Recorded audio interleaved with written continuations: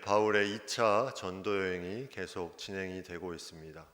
2차 전도 여행에 오늘 본문에 나오는 내용은 빌립보 마게도냐 지경의 첫성이다 이렇게 나오는 빌립보라는 지역에 있었던 일에 대한 부분입니다. 지난번에 우리가 같이 본 내용으로 인하면 한 사람이 환상 중에 바울에게 나타나서 말합니다. 마게도냐로 건너와서 우리를 도와달라. 마게도냐로 건너와서 우리를 도와달라고 환상 중에 말하는데 앞에 10절 내용에 보면 이렇게 이제 바울이 확신을 갖고 나아가죠. 이는 하나님이 저 사람들에게 복음을 전하라고 우리를 부르신 줄로 인정함이로라. 이 바울이 이 마게도냐 사람이 환상 중에 나온 그 내용을 통해서 저곳에 복음을 전하기 위해서 하나님이 우리를 부르시는구나 이것을 확신하면서 그것을 나아가는 부분들을 생각해 보게 됩니다. 근데 사실 요즘 같은 시대에 보면 이런 환상이 있다. 이 마게도냐, 이 강을 건너서 가야 되는 빌립보라는 지역인데, 바다를 건너서 가야 되는 그 지역인데 과연 지금 이렇게 할 수 있는 부분이 있을까? 아마 지금이라고 하면 먼저 그쪽으로 가라고 말씀이 딱 떨어지면 인터넷 검색을 해보겠죠. 그 지역이 어떤 지역일까?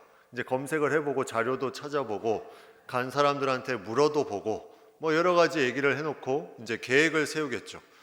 이제 가더라도 언제쯤 내가 가면은 그곳에 가장 좋을 것일까?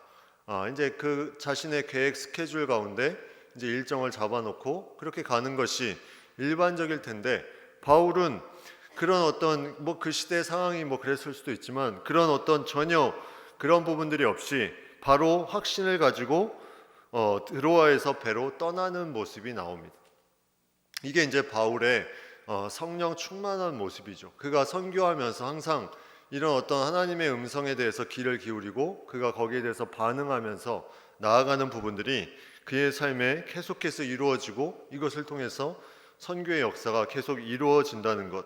그래서 우리는 부르심이 있느냐 없느냐 이전에 우리는 생각해 봐야 될 부분이 있다는 거죠. 과연 그 부르심이 있으면 순종할 수 있느냐 없느냐. 바울과 같이 너 빌립보로 가라 이렇게 하면 우리가 순종할 수 있느냐, 이 부분이 있는지 없는지 우리를 한번 살펴볼 필요가 있다는 겁니다. 만약 이 부분이 있으면, 그리고 하나님이 주시는 그런 그 지역의 뜻이 있고 어떤 대상에게 뜻이 있으면 분명히 하나님은 말씀하실 거고 거기에 대해서 우리가 반응할 수 있게 된다는 거죠.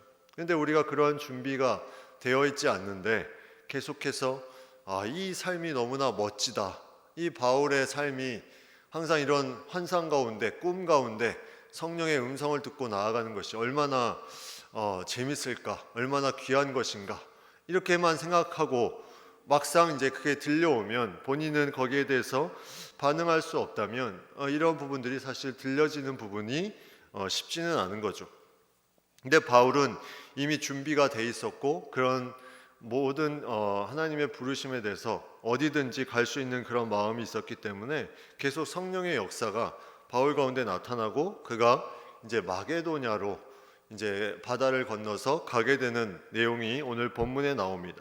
그래서 배로 사모드라게로 직행하여 네아폴리로 가서 거기서 빌립보에, 이제 다 이제 도시 이름인데 빌립보는 마게도냐 지방의 첫 성이다 이렇게 나와 있습니다. 마게도냐의 수도는 데살로니가지만 첫 성으로 이제 빌립보라는 지역에 이제 들어가게 되고 거기서 이제 만난 사람들이 이제 나옵니다.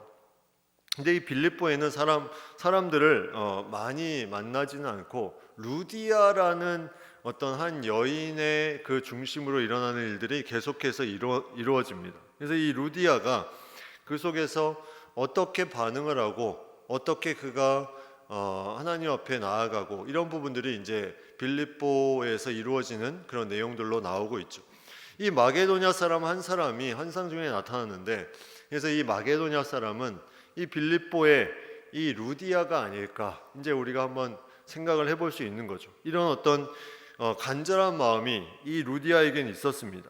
그래서 오늘 본문의 14절에 보면 두아디라시에 있는 자색옷감 장사로서 하나님을 섬기는 루디아라는 한 여자가 말을 듣고 있을 때 주께서 그 마음을 열어 바울의 말을 따르게 하신지라 이렇게 나오고 있습니다.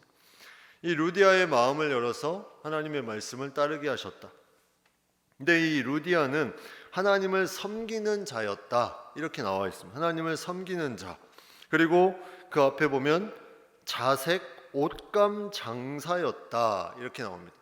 자색, 이건 색깔, 퍼플색, 자색을 말합니다. 자색 옷감 장사였다. 이 옷감을 판매하는 장사였는데 이 자색 옷감이라는 것은 좀 특별한 의미가 있습니다. 이 구약 성경에 보면 이 자색 옷감에 대한 부분이 이 높은 고위 관직에 있거나 왕의 신분에 있거나 그런 사람들이 주로 입는 옷이 이 자색 옷이었어요. 그 모르드게가 이제 왕의 그런 모함하는 사람들의 그런 부분들을 모르드게가 알려주고 왕이 이제 죽음을 면하게 된 것을 궁중 일기 가운데 보고 이제 모르드게를 높여줄 때 옷을 입힌 것이 바로 자색 옷이었습니다. 그리고 누가복음 16장에도 이 자색 옷이 나오죠. 부자와 거지 나사로의 비유에서 이 부자가 주로 입었던 옷이 자색 옷과 고운 옷을 입으면서 그가 호화로이 즐겼다 이런 기록이 또 누가복음 16장에 나오고, 예수님이 십자가에 달리실 때 예수님이 원래 옷이 있었는데 예수님의 그 옷을 벗기고 그 군병들이 입힌 옷이 이 자색 옷이었어요. 그러면서 희롱하며 조롱하며 놀리죠. 경배하며 유대인의 왕이여 평안할지어다 이렇게 이제 놀리고 다시 그 자색 옷을 벗기고 원래 옷을 입혔다 이 기록이 있습니다. 이제 왕의 취급을 해주면서 이제 조롱한 거죠. 예수님을 그렇게 자색 옷감을 입히고, 다시 말하면 자색 옷감 장수였다는 것은 이 여인이 뭔가 특권층을 위해서 만드는 옷을 계속해서 만드는 사람이었다. 다시 말하면 이 루디아라는 사람은 뭔가 사회적인 지위가 어느 정도 있는 사람이고 부를 어느 정도 갖추었던 사람임을 우리가 추측해 볼 수 있습니다. 왜냐하면 그 일은 아무나 할 수 있는 일이 아니거든요. 고위 관리들의 옷을 만들어주는 그런 부분이기 때문에, 그래서 그런 자색 옷감을 만드는 이 루디아가 그 하나님을 섬겼던 사람이었고, 그 기도하는 가운데 이 바울이 그 환상을 통해서 그 지역에 오게 되고, 루디아가 이제 그 바울과 일행을 만나서 그 말씀을 듣고, 그 다음에 15절에 보면 그와 그 집이 다 세례를 받았다 이렇게 기록하고 있습니다. 그리고 세례를 받은 후에 이제 그들이 루디아와 그 가족이 뭐라고 말하냐면, 만일 나를 주 믿는 자로 알거든 내 집에 들어와 유하라 하면서 강건하여 머물게 하였다 하면서 15절에 나옵니다. 이 루디아라는 여인은 상당히 하나님이 주시는 그 마음과 섬기는 마음들이 그 안에 가득 있었다는 거죠. 그것을 통해서 이 바울의 일행, 계속 같이 다녔던 사람이 바울, 또 실라, 또 그 제자 디모데를 만났죠. 그리고 지난번에 우리라고 칭했던 그 이 사도행전의 저자, 이제 누가까지 들어가 있다고 보면 한 4사람 정도가 적어도 같이 동행했다.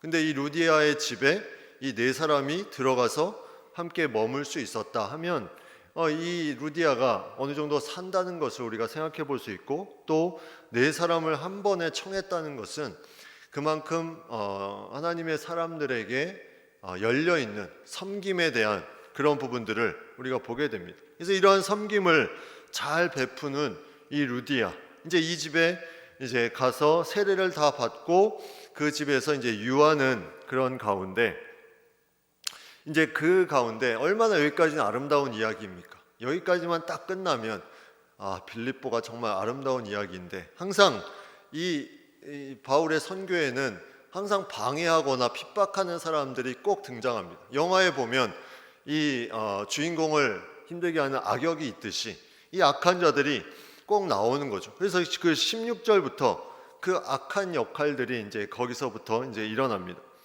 기도하는 곳에 가다가 무언가 기도하는 모임이 있었는데, 그곳에 가다가 점치는 귀신 들린 여종한 나를 만났다. 이제 이게 이제 또 하나의 사람을 만나는 건데, 점치는 귀신 들린 여종. 이 여종이 점을 쳤다는 거죠. 자신이 어떤 부분을 이제 예측하면서 점을 쳐주는 이 부분을 했는데, 이게 어떠한 이익을 줬냐면 사람들이 점을 쳐주는데 이게 신통한 거죠. 귀신이 그 안에서 막 역사하니까 이제 그 안에 뭔가가 계속해서 뭔가 이제 좀 특별한 그런 부분들이 있었기 때문에 그게 이익을 가져다 주었다, 이렇게 표현하고 있습니다. 이익이 되었다. 이제 돈벌이가 되었다는 거죠. 이 점치는 것이 돈벌이가 되었다.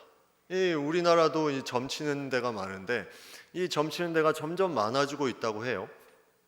그래서 그런 부분들이 돈벌이가 되었다, 이런 부분들로 이제 이들이 먹고 살았다 하는데, 이제 바울과 우리를 따라와 소리질러 이르되, 그 여종이 이제 반응합니다. 그 안에 귀신이 있으니까 진짜를 만난 거죠. 바울과 일행, 이 진짜를 보니 이 귀신이 어떤 말을 했냐면 17절에 이렇게 말합니다.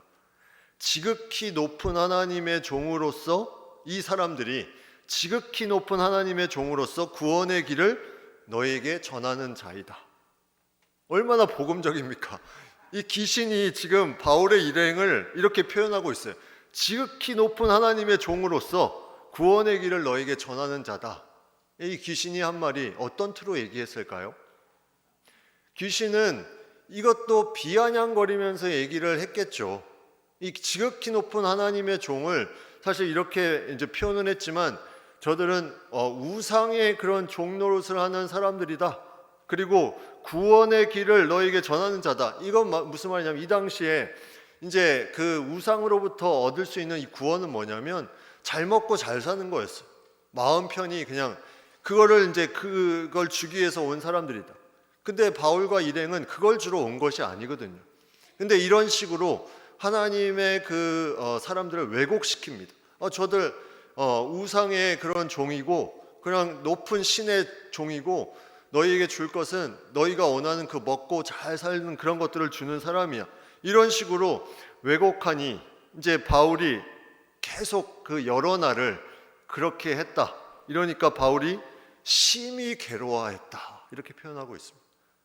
하나님의 종들이 온전히 하나님의 역사를 이루어 가야 되는데, 이제 이 귀신이 계속 엉뚱하게 이제 약간 조롱하듯이 계속 이렇게 말을 하니까 바울이 심히 괴로워했다. 심히 괴로워해서 쓴 방법이 뭐냐면 이제 놀라운 방법을 쓰죠. 예수 그리스도의 이름으로 내가 내게 명하노니 나와라. 너 이제 좀 맛 좀 봐야 되겠다. 나와라. 거기 있지 말고 그 여자에게 있지 말고 나와라. 이렇게 해서 이제 명하니 귀신이 즉시 나오니라. 축기에 놀라운 역사가 나타나죠. 귀신이 떠나가는 놀라운 역사가 나타납니다. 그래서 이런 역사 가운데 이제 이 귀신을 통해서 점을 쳤던 것으로 돈을 버는 그 주인, 여종의 주인, 그리고 이 귀신이 떠나간 이 여종, 이제 이들의 상태가 이제 어떤 부분으로 됐을지는 우리가 이제 짐작을 해볼 수 있습니다. 이제 이러한 상황 가운데 바울이 그냥 이제 저 귀신 들리는 여종을 그냥 두면 안 되겠다 해서 강하게 내쫓고, 그 다음에 일어나는 일들이 이제 핍박이 시작되는 거죠. 그래서 19절에 보면 여종의 주인들은 자기 수익의 소망이 끊어진 것을 보고, 이제 여기서부터 이제 그들의 수익이 끊어진 것을 보고 바울과 실라를 잡아서 관리들이 끌어가서 옥에 가두게 됩니다. 이러한 일들이 이제 나타나게 되죠. 영적인 공격을 이제 계속 서로 영적인 싸움을 싸우다가 한쪽이 깜도 안 되는 것들이 계속 공격을 하니까 바울이 한마디 딱 하니까 이게 떠나갑니다. 그랬더니 이들이 할 수 있는 역할이 뭐냐면 더 강한 핍박을 하는 것밖에 없어. 그래서 결국은 옥에 가두는 것밖에 그들이 할 일이 없습니다. 그래서 결국 그들이 옥에 갇힘을 당하게 되죠. 이러한 귀신의 어떤 계속 역사가 이 바울을 따라다니고 있다는 거죠. 우리의 삶에도 이러한 부분들이 사실 우리 눈에는 보이지 않지만 우리를 계속 따라다니는 그런 나쁜 악한 영들이 있다는 겁니다. 지난주에 제가 이제 마산역에 갈 일이 있어가지고 거기 이제 마산역 사거리가 있고 마산역으로 올라가는 그 앞에 약간 보도블록으로 터가 좀 있잖아요. 거기에 신천지들이 딱 자리를 잡고 자기 이제 현수막을 딱 걸고 포교 활동을, 포섭하는 활동을 하고 있더라고요. 그래서 뭔가 또 지령이 내렸나? 저 좋은 자리를 어떻게 잡았을까? 저 명당을 하면서 어떤 백이 있을까? 막 여러 가지 생각을 하다가 이제 주일에 예배를 드리고 2부 예배를 드리고 있는데 갑자기 문자가 하나 왔어요. 목사님, 여기 뭐죠? 이 24시 할인마트 옆에 맘스 케이크 커피의 신천지가 이걸 돌리고 있다는 거예요. 포교 활동을 또 하고 있다. 얘네가 이제 좀 뭔가 이제 지령이 떨어졌구나 위에서.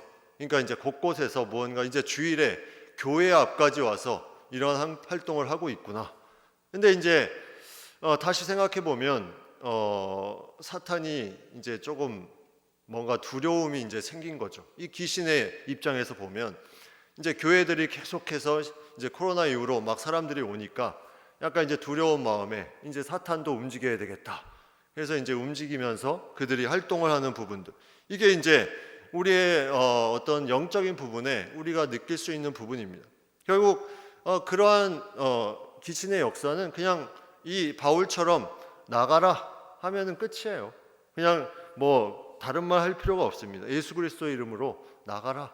그러면 이제 됩니다. 그런 부분들로 이제 계속해서 어떤 공격들이 우리의 삶 가운데 우리 눈에 보일지라도 보이지 않을지라도 계속 그러한 것들이 있다는 거죠. 영적인 활동이 계속 있으면 그러한 부분들이 나타나게 됩니다.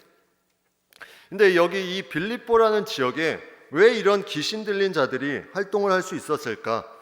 이제 여기 보면 뭐라고 되어 있냐면 거기 빌립보가 로마의 식민지다 이렇게 나와 있습니다. 로마의 식민지. 12절에 보면 로마의 식민지. 이 마게도냐 성이 로마의 식민지라는 것은 그 마게도냐 땅이 전체가 다 식민지로 이미 다 넘어갔다는 거죠.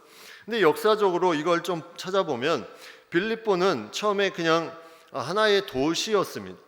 근데 이 도시로 이제 쓰임 받다가 전쟁에서 이 빌립보 안에 로마파 또 로마 반대파 이런 어떤 전쟁이 있었는데 로마파가 승리를 하게 되고 그때부터 그게 이제 BC 42년 정도 이제 그때부터 로마의 식민지가 돼서 계속해서 그렇게 내려왔는데 이 빌립보라는 지역은 상당히 좀 특별한 지역이기도 했어요. 왜냐하면 로마의 식민지가 되고 나서 오히려 로마 사람들이 대거 이곳에 정착하고 거했기 때문에 거의 로마라고 봐도 될 정도로 그런 지역이었습니다.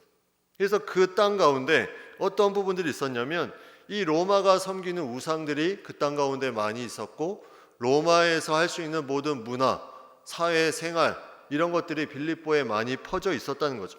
그러니까 로마의 우상들처럼 이 빌립보에도 그런 우상들이 뭐 제우스를 비롯해서 많은 우상들이 그 안에 들어와 있었기 때문에 이 귀신이 하나님의 종이다 이렇게 말한 것이 바로 그런 우상들의 그런 종이라는 것을 조소하듯이 그렇게 말한 부분을 우리가 생각해 볼 수 있다는 거죠. 그래서 이러한 빌립보 성의 그런 귀신들의 활동이 계속해서 일어날 수밖에 없었던 것이 그런 정복당한 그 지역에서 계속해서 그들이 로마 사람들이 그곳을 장악하고 있었기 때문에 이를 통해서 많은 사람들은 힘들어했고 또 이런 귀신을 통해서 자신의 수익을 올리는 것에 그냥 익숙하게 그렇게 살았던 지역이 이 빌립보였다는 거죠. 결국은 이런 어떤 귀신을 통해서 돈벌이를 하는 이 주인들, 이들이 귀신이 떠나가니 19절에 보면 수익의 소망이 끊어진 것을 보고 해서 이제 감옥에 이제 들어가는 내용이 나오죠. 그래서 그 들어가는 내용 중에 21절에 보면 로마 사람인 우리가 받지도 못하고 행하지도 못할 풍속을 전한다. 로마 사람이라고 그들이 이제 얘기를 합니다. 이제 이들도 아마 주인들도 로마 사람이었을 가능성이 많죠. 이런 로마 사람, 이들이 로마의 어떤 풍속이 있는데 그 풍속대로 하지 않고 갑자기 이상한 풍속을 가져와서 그 풍속을 전하며 또 자신의 수익을 끊어버리니까 여기에 이제 이들이 화가 난 거죠. 그래서 그들이 더 할 수 있는 것은 핍박. 그러니까 귀신이 이제 쫓겨남을 당하면 귀신이 할 수 있는 거는 더 큰 핍박밖에 없어요. 이단을 쫓아내면 그 이단을 잡고 있는 귀신이 할 수 있는 것은 더 큰 핍박으로 다가올 수밖에 없습니다. 그러니까 그걸 놀라지 말아야 돼요. 이제 이단을 쫓아내면 이단은 더 강한 것을 공격합니다. 그게 귀신이 그런 방법밖에 쓸 것이 없기 때문에 그건 어쩔 수 없는 부분입니다. 그러면 우리는 하나님의 이름으로 또 나아가면 되는 부분이죠. 그래서 이러한 놀라운 하나님의 역사 가운데 귀신이 나가고 그 다음에 이제 이들을 어떻게 했냐면 감옥에 가두었다. 뒤에 말씀해 보면 22절에 보면 무리가 일제히 일어나 고발하니 모든 무리가 고발했다. 그래서 상관들이 옷을 찢어 벗기고 매로 치고 옥에 가두었다. 이렇게 나와 있습니다. 어떻게 이러한 일들이 너무나 쉽게 일어날 수 있을까? 이 시대에는 법도 없을까? 아무리 다른 나라에서 온 사람들이지만 다른 사상을 전했다고 이렇게 할 수 있는 것인가? 지금으로서는 사실 일부 나라는 그럴 수도 있지만 쉽지 않은 일인데 이 당시에는 이러한 부분들이 일반적인 부분이었고 또 이것이 하나의 그런 하나님의 복음을 전하는 사람들을 향한 어떤 핍박의 부분으로 계속해서 이제 다가오는 그런 어떤 내용으로 우리에게 보여지기 때문에 이제 마음은 아프지만 이 가운데 또 놀라운 하나님의 역사가 또 나타나는 것을 보게 됩니다. 그래서 이제 옥에 갇혔다 이 부분은 사도행전에 계속 나오는 내용이죠. 사도행전 5장에 사도들이 옥에 갇혔다가 이제 그 옥문이 열려서 풀려나고 또 12장에 베드로가 옥에 갇혔다가 풀려나고 또 오늘 이 16장에 또 옥에 갇힙니다. 이제 그 옥에 갇혔는데 또 여기서 풀려나는 놀라운 역사가 나오죠. 그래서 24절에 보면 그들을 깊은 옥에 가두고 그냥 평범한 옥이 아니라 깊은 옥에 가두고 그 발을 착고에 든든히 채웠더니 한밤중에 바울과 실라가 기도하고 하나님을 찬송하매 그들이 한 것이 뭐였냐면 하나님을 찬송하고 기도하였다. 이 바울이 실라가 함께 이 감옥에서 그냥 찬송하고 기도하는 것, 그것도 조용하게 한 것이 아니에요. 제수들이 들을 정도로, 옆에 있는 제수들이 들을 정도로 찬송하고 기도했다. 이 가운데 이 바울과 실라의 이 놀라운 하나님과 함께했던 그 시간들, 계속해서 나에게 어떤 핍박이 있을지라도 계속 하나님을 찬양하며 나아갔던 그 부분들이 어떠한 상황이 올지라도 계속 이어지고 또 이것을 통해서 놀라운 하나님의 역사가 나타나기 시작한다는 거죠. 우리는 문제를 당했을 때 우리가 무엇을 해야 되냐? 오늘 말씀이 우리에게 알려주고 있습니다. 내가 감옥에 갇힌 것과 같은 어려움이 있습니다. 내가 어떤 창살에 갇힌 것과 같은 자유함이 없는 부분이 자꾸 나를 얽매이고 나를 힘들게 합니다. 그러면 우리는 그 문제를 풀려고 아둥바둥하지만 결국 하나님이 오늘 이 바울과 실라를 통해서 말씀해 주는 건 그것이 아니다. 너 하나님을 찬양하고 기도해라.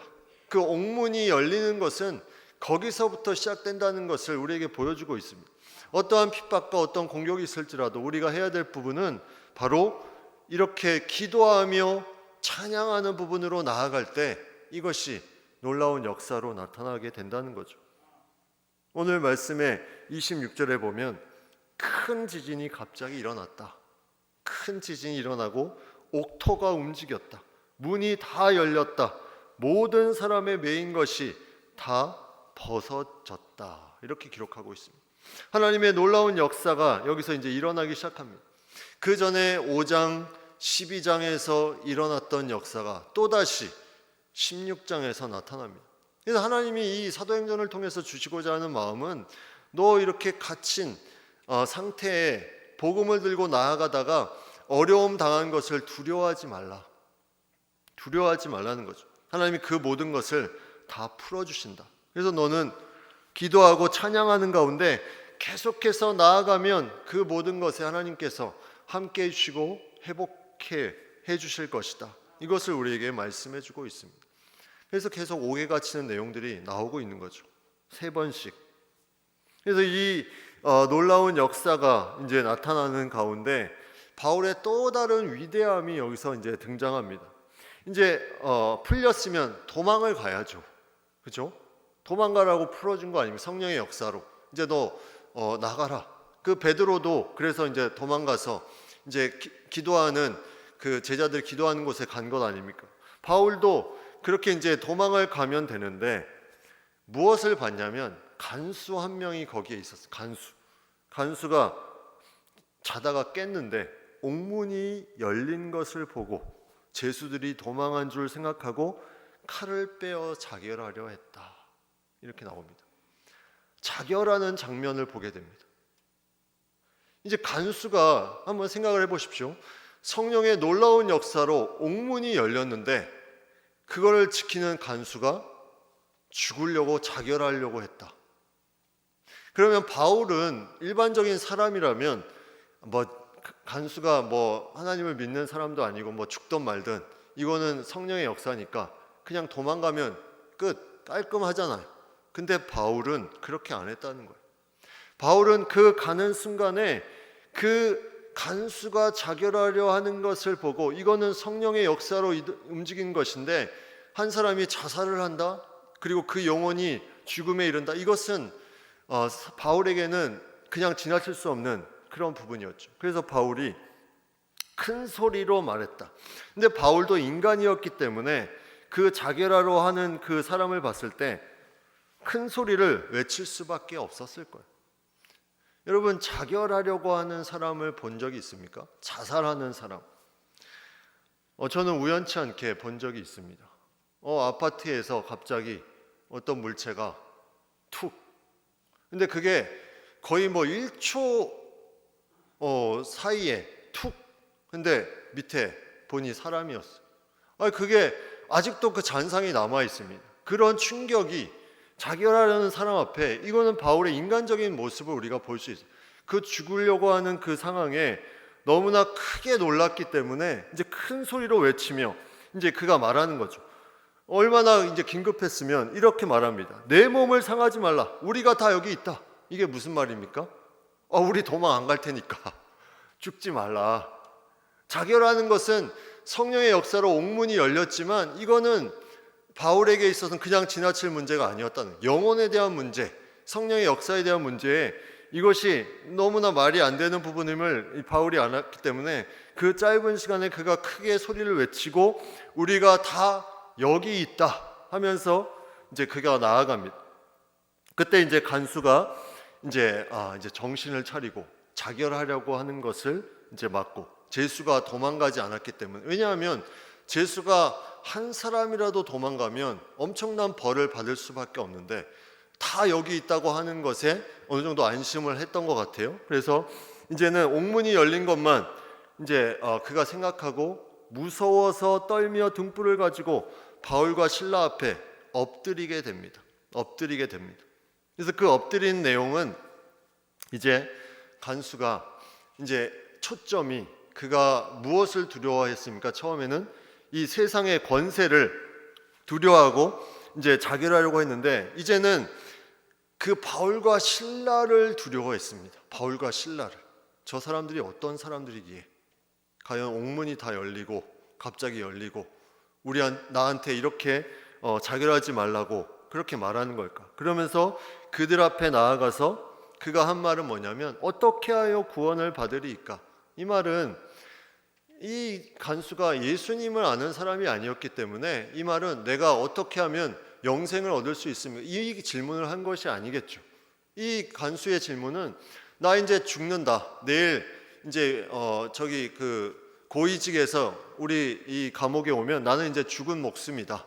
이 옥문이 다 열리고 이런 일이 일어났는데 과연 내가 어떻게 살 수 있냐? 이걸 물어본 거겠죠. 어떻게 하여 구원을 받으리까? 아직까지 바울과 실라 앞에는 왔지만 그의 초점은 뭐였냐면 세상적인 어떤 구원을 그가 초점을 두고 물어봅니다. 어떻게 해야 내가 구원을 받을 수 있습니까? 내가 살 수 있습니까? 그때 바울과 실라가 뭐라고 말했냐면 1절에 이렇게 말합니다. 이르되 주 예수를 믿으라. 그리하면 너와 네 집이 구원을 받으리라. 자, 이 생각을 해보십시오. 어떻게 하면 내가 세상에서 이 자리를 잃지 않고 내가 살 수 있습니까? 이렇게 물어봤어요, 간수는. 근데 바울과 실라는 뭐라고 대답했냐면 주 예수를 믿으라. 그리하면 너와 내 집이 구원을 받으리라. 그가 처음에는 세상의 그 힘을 두려워하고 바울과 실라를 두려워했지만 아직도 세상에서 살려고 했지만 바울과 실라가 그에게 전해준 것은 그게 아니었다는 거죠. 주 예수를 믿으면 너의 모든 문제는 다 해결이 된다.